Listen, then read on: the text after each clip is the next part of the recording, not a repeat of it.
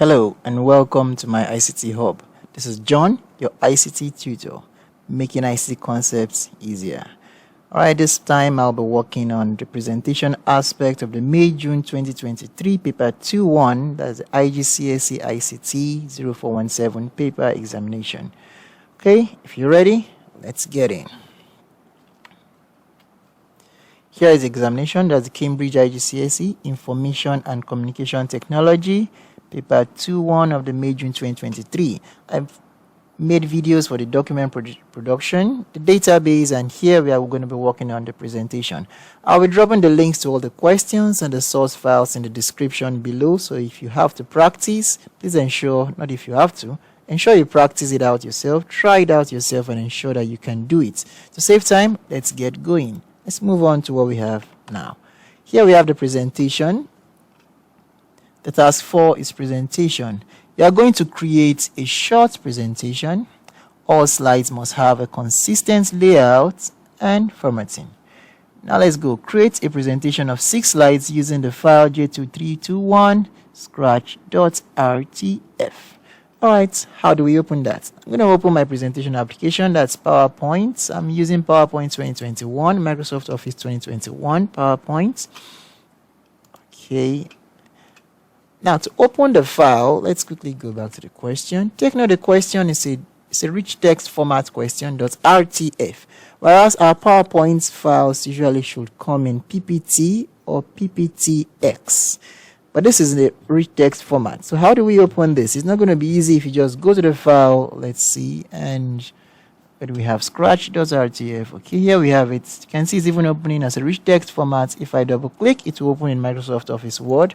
If I right click and look for open with, it's not even going to specify PowerPoint amongst the options of the apps that can open it. But the way to open that is to go to your PowerPoint, click on the open, browse to it, and let's locate where the file is. Okay, here is where we should find the file, but none of the files have the format of PowerPoint, which is selected here. So we have to ensure to make Office see all the files. You change the option here to say all files, not just PowerPoint presentations. We want to see all files. Now all the files are displayed.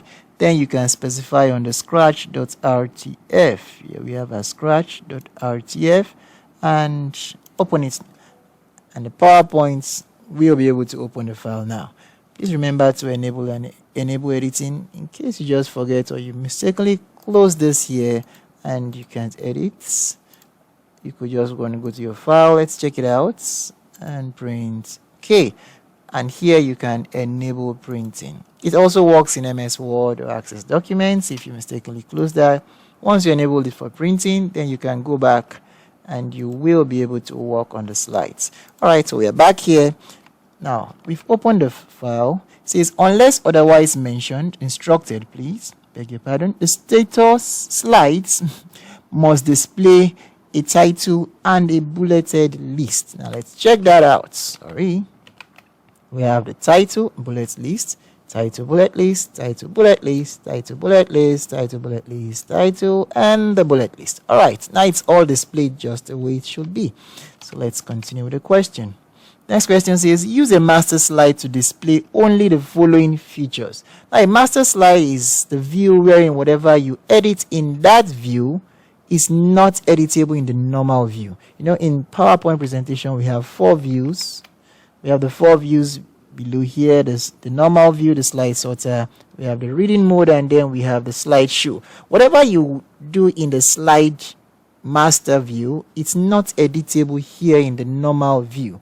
All right, let me turn on my menu bar. If you have your menu bar also like this, popping out and popping in, and you don't like that, you could just use the shortcut Control F1, and it's going to bring it out, or double click on any of your menus, and it's going to drop it out that way. Okay, so I've double clicked and I've dropped it out that way. So now to go to your slide master, you just click on your view, and then you click on the slide master. That's where you get your master slide. Now the view is the slide master, but this is not the master slide.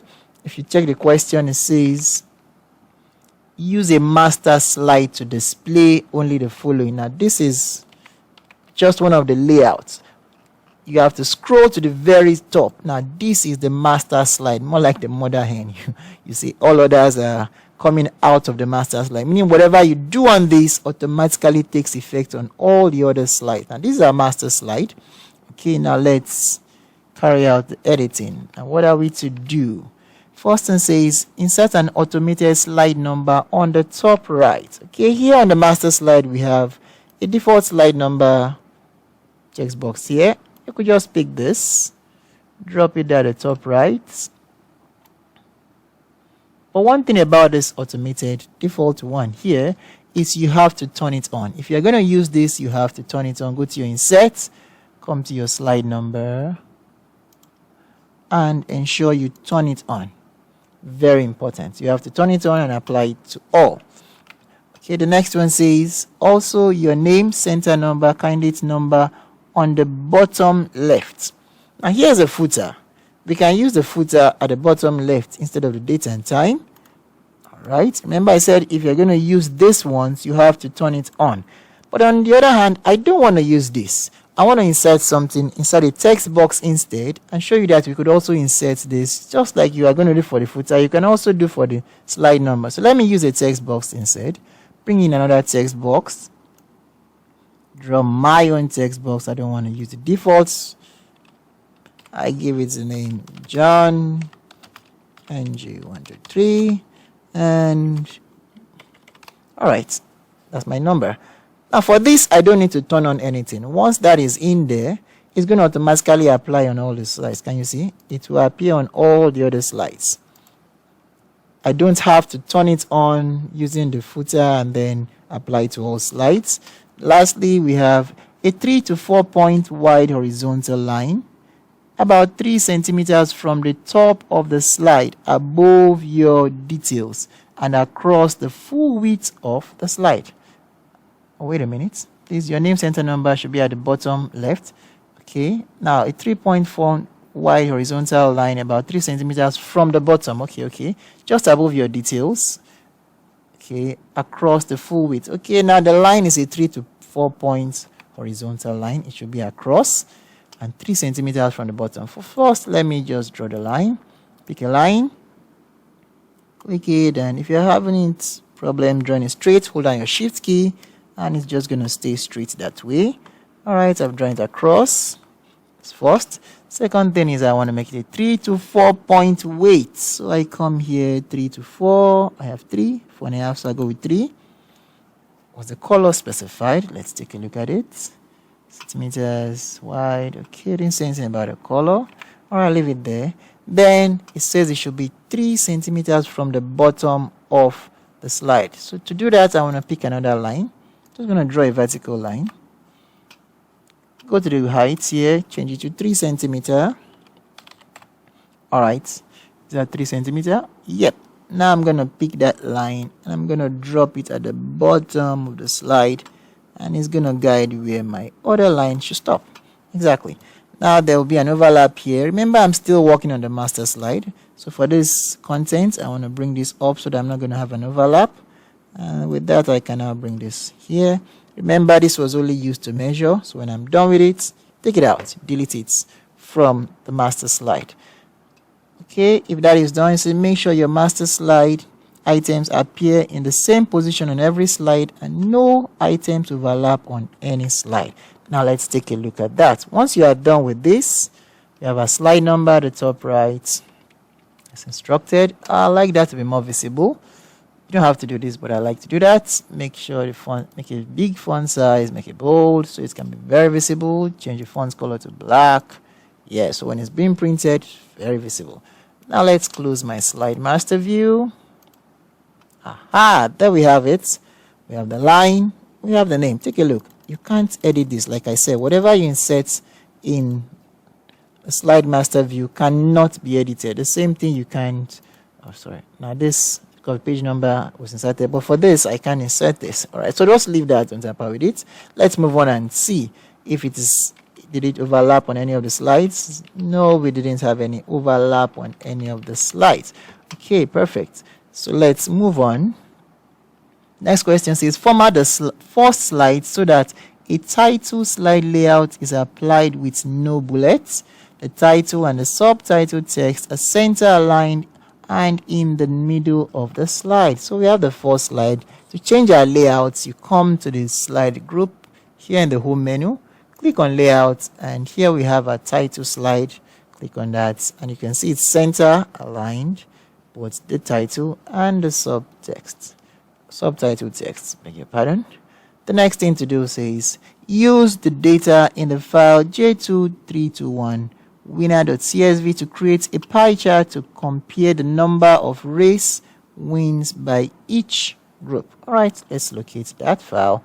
Go to our source file. We are looking for winner.csv. So here we have the winner.csv. Let's open that file. We'll double click it because we want to create a chart. So we have to draw the chart first in our spreadsheet application program. So we should compare two things, the year and alright, so I'm going to start from year 2022. Total is not part of it, so I'm going to stop there. Let's insert, double click here again for this to stop. It's a pie chart. Pick the first one and what's happening? Okay, wait, sorry, I guess it's picking the 2022, that's why it's as one of it. I wasn't supposed to select the title. Let's just pick from here. Okay. Aha. And let's insert our pie chart again because that wasn't looking like what I expected. Yes, now this is fully separated. Beautiful. So take note you don't select the title inclusive. But if in the case of a bar chart, you might want to delete this intercept here and select the title because this title will be needed as a category axis as the case may be. So let's take a, now we've inserted that, let's go back to the question. Label the chart with the title. Okay, we are labeling this. And once again, remember when you are typing, make sure it is accurate. Make sure it is accurate. I'm pasting that in there. Format the chart to display only group names and percentages as sector labels. All right, let me make this a little bit bigger so we can see. So for our sector labels, we don't have labels. So rather I want to turn on the labels. We go and we turn on data labels. But here we are having 6. So let's right click on that and format the data labels. We want percentages. So you click on your percentage. We don't want the values. And we want the name. Okay, sector name and the percentage. Yes, that is displayed. Okay. Position these labels outside each chart sector. Okay, it should be positioned outside. So the position for that, label position center on the outside the chart. Okay, you selected outside there. They are all positioned outside the chart. The next thing, display the percentage value to 1 decimal place. Oh my. So we have to go back there.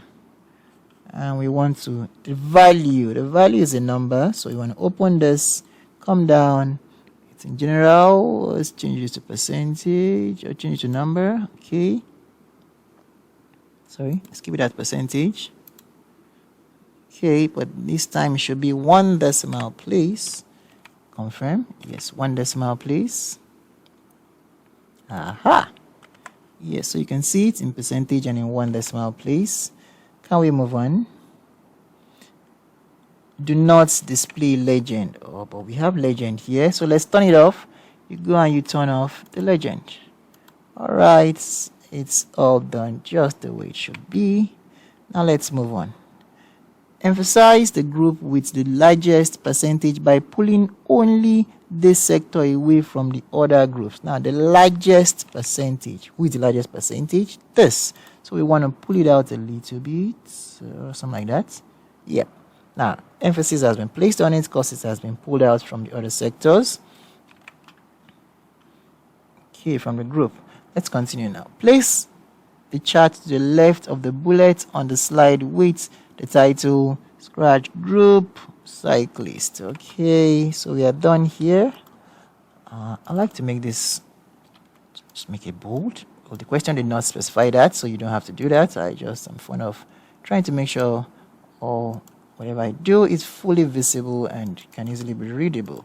All right, make that bold. Select on this. I copy the chart. I'm going to the one with the scratch group cyclist. So I'm back. Scratch group cyclist. No. Yes, so we have it. Where is it going to be placed? It says it should be placed to the right of the bullets. So I'm coming to the right. So I have to move this way. I could still bring it in a little bit. Click on the space and paste your charts. Okay, now the chart is pasted there. Fully visible. Ensure nothing overlaps. Okay, yes, I think it's fully visible. Don't have any overlap anywhere. Let's move on.